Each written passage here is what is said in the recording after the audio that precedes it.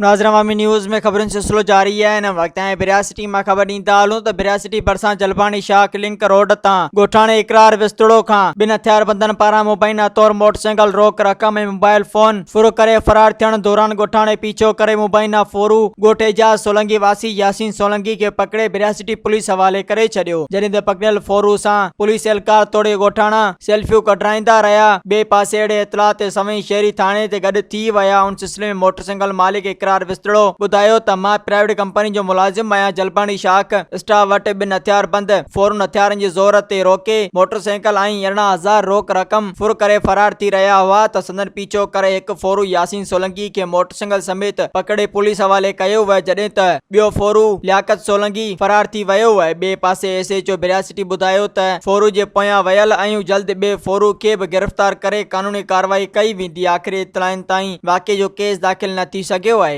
मज़ीद खबरों और तफसीलात के लिए विजिट करें हमारी वेबसाइट www.awamiNewsHD.com।